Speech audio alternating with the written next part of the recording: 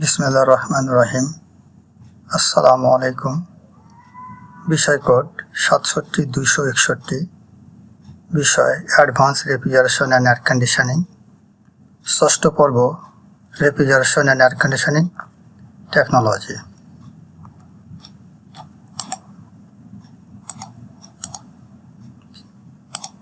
আমি Abu Mohammad Atikullah, instructor RAC, Dhaka polytechnic institute, Tejgaon, Dhaka ১২০৮।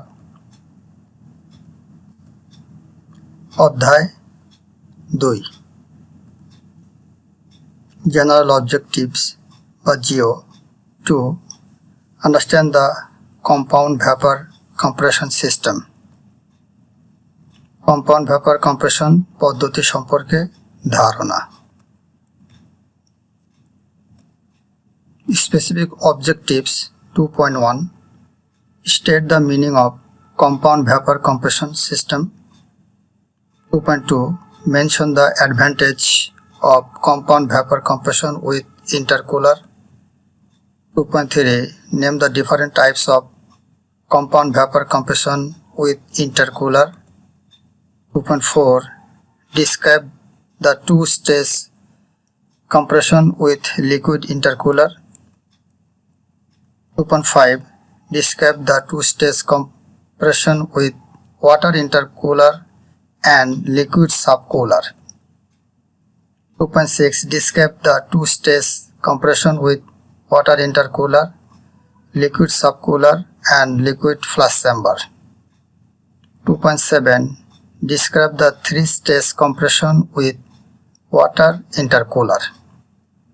2.8, solve problems relating the compound vapor compression system. এই হচ্ছে 8টা specific objectives এর সম্পর্কে আজকে আমরা জানব।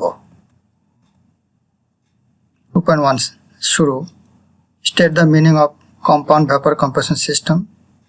কম্পাউন্ড ভ্যাপার কম্প্রেশন পদ্ধতি এটা হচ্ছে 2 বা ততোধিক কম্প্রেসর ব্যবহার করে বিভিন্ন ধাপে সংকোচন বা কম্প্রেশন করার প্রক্রিয়াকে কম্পাউন্ড ভ্যাপার কম্প্রেশন পদ্ধতি বলে। কম্পাউন্ড ভ্যাপার কম্প্রেশন পদ্ধতিকে মাল্টি স্টেজ কম্প্রেশন পদ্ধতি বলা হয়। এটা সাধারণ ভ্যাপার কম্প্রেশনের চিত্র। 2.2, mention the advantage of compound vapor compression with intercooler. Intercooler ব্যবহৃত কম্পাউন্ড ভ্যাপার কম্প্রেশন পদ্ধতির সুবিধাগুলো হলো: 1 নম্বর, প্রতি কেজি রেফ্রিজারেন্ট সংকোচন করতে কম্প্রেসর কর্তৃক কাজ সিঙ্গেল স্টেজের তুলনায় কম লাগে। 2 নম্বর, আয়তনের দক্ষতা বৃদ্ধি পায়। 3 নম্বর, তুলনামূলকভাবে লিকেজ লস কম হয়। 4 নম্বর, যেহেতু এটি সমমানের টর্ক সরবরাহ করে ফলে ছোট আকারের ফ্লাই হুইল প্রয়োজন হয়। 5, কম তাপমাত্রার কারণে সঠিকভাবে লুব্রিকেশন সম্পন্ন হয়। 6, কম্প্রেসরের ব্যয় কমায়। 7, কোএফিসিয়েন্ট অফ পারফরম্যান্স বা কোপ বৃদ্ধি পায়। এগুলো হচ্ছে আমাদের ইংরাজিতে একই মানেগুলো আছে।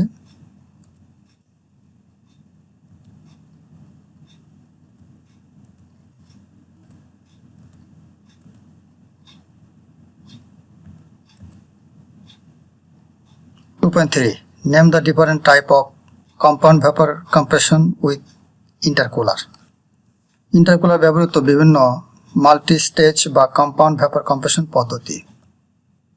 মাল্টি স্টেজ ভ্যাপার কম্প্রেশন পদ্ধতি 2টি। কম্প্রেসরের মধ্যে ইন্টারকুলার ব্যবহার করা হয়।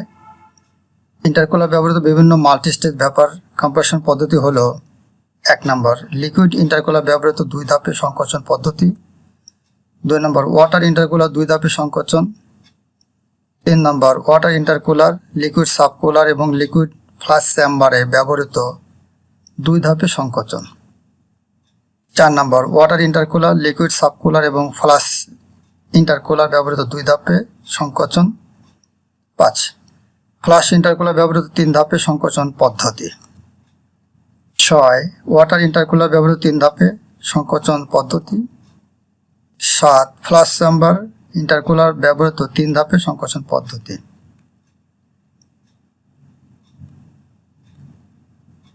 2.4 Describe the two-stage compression with liquid intercooler. Liquid intercooler ব্যবহৃত 2 ধাপে কম্প্রেশন বা সংকোচন পদ্ধতির বর্ণনা। বর্ণনা হলো, প্রথমে লো প্রেসার কম্প্রেসর থেকে আগত সংকুচিত সুপারহিটেড ভ্যাপার লিকুইড ইন্টারকুলারে পাঠায়। অপরদিকে কন্ডেন্সার থেকে আগত তরল হিমায়ক এক্সপানশন ভালভ দ্বারা প্রবাহ নিয়ন্ত্রিত হয়ে লিকুইড ইন্টারকুলারে আসে। High pressure compressor liquid intercooler থেকে আগত বাষ্পায়িত হিমায়ককে সংকোচন প্রক্রিয়ার মাধ্যমে চাপ ও তাপ বৃদ্ধি করে কন্ডেন্সারে পাঠিয়ে দেয়। মাল্টিস্টেজ বা কম্পাউন্ড কম্প্রেশন পদ্ধতিতে লিকুইড ইন্টারকুলার ব্যবহারের ফলে কম্প্রেসরের কাজ কম লাগে, ফলে কোএফিসিয়েন্ট অফ পারফরমেন্স বা কোপ বৃদ্ধি পায়। এ হচ্ছে আমাদের লিকুইড ইন্টারকুলার সহ একটা চিত্র, দুটো কম্প্রেসর।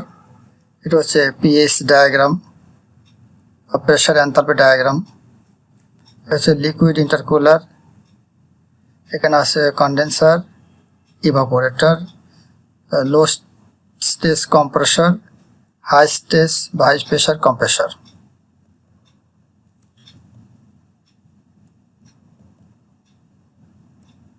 এই হচ্ছে আমাদের পিএইচ ডায়াগ্রাম।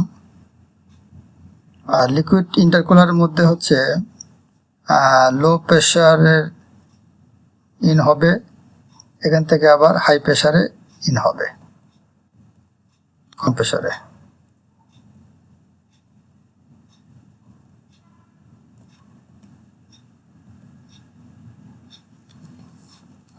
ওয়াটার ইন্টারকুলার এবং লিকুইড সাবকুলার ব্যবহৃত 2 ধাপে সংকোচন পদ্ধতি বর্ণনা।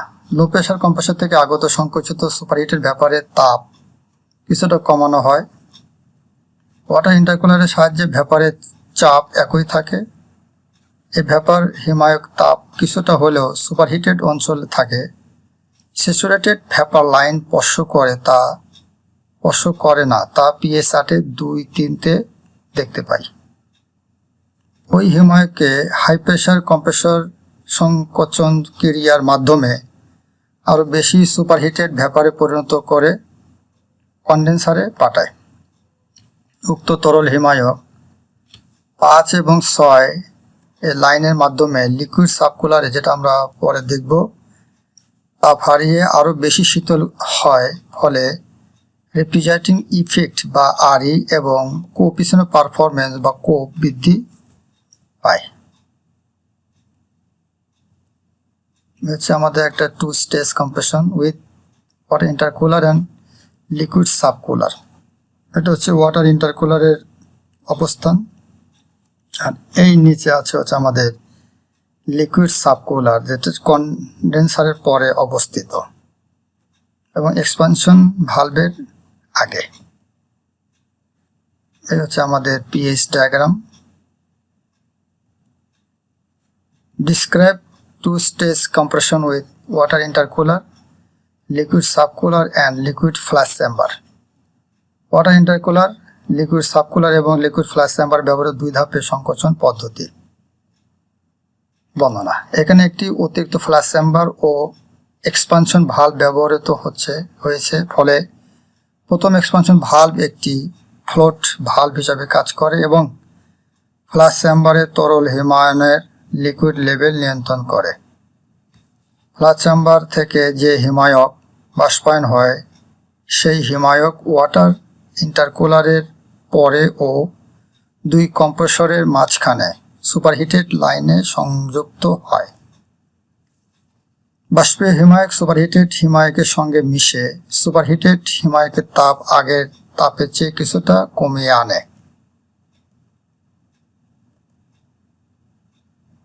আমাদের ওয়াটার ইন্টারকুলার সহ ফ্লাশ চেম্বার এবং লিকুইড সাবকুলার এর অবস্থান। Low pressure compressor, high pressure compressor. কন্ডেন্সারের পরে লিকুইড সাবকুলার এরপরে ফ্লাশ চেম্বার, আর লো প্রেশারের পরে হচ্ছে আমাদের ওয়াটার ইন্টারকুলারের অবস্থান, হচ্ছে আমাদের পিএইচ এর অবস্থান।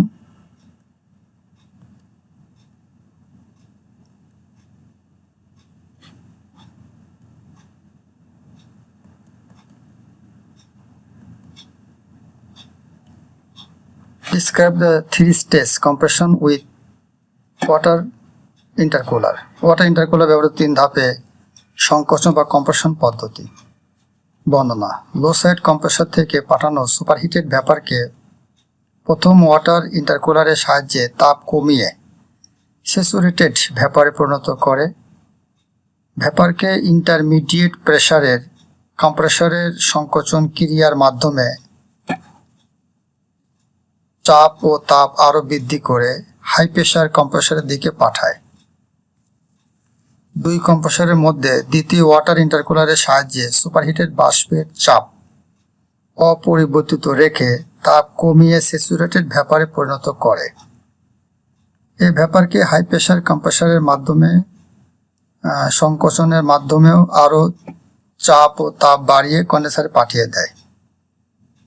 কয়েল থেকে তাপ শোষণ করে ভ্যাপার হিমায়কে পরিণত হয়ে প্রথম কম্প্রেসরে ফিরে যায়।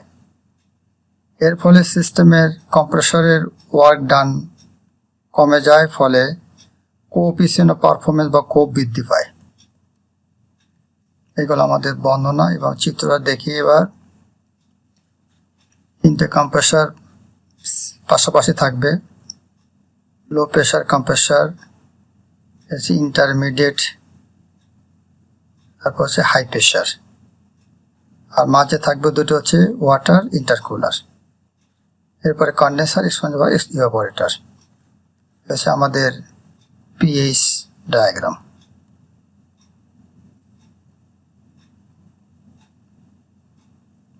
এইভাবে আমরা দেখতে পারি সিরিজের সঙ্গে সংযুক্ত থাকে প্রায়।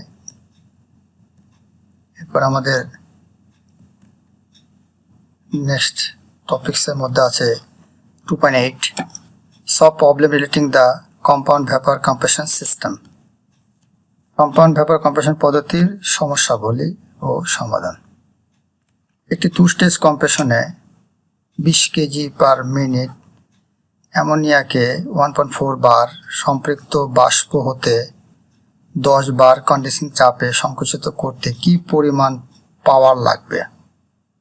ইন্টারকুলারের তরল হিমায়কের চাপ যদি 4 বার ধরে কন্ডেন্সারে সম্পৃক্ত তরল এবং ইভাপোরেটরে সম্পৃক্ত বাষ্প বের হচ্ছে, যদি ইন্টারকুলার ব্যবহার করা না হয় তাহলে কি পরিমাণ পাওয়ার লাগবে? হচ্ছে আমাদের পিএইচ ডায়াগ্রাম। সমাধান দেওয়া আছে। এম সমান হচ্ছে 20 KG per minute, P pressure সমান সমান 1.4 বার, পিসি সমান সমান 10 বার, P2 সমান সমান P3 সমান সমান 4 বার। অ্যামোনিয়ার পিএইচ চার্ট হতে আমরা পাই এনথালপি H1 সমান হচ্ছে 1400 কিলো জুল পার কেজি এবং এন্ট্রপি হচ্ছে 5.75 kilo joule per kg degree kelvin.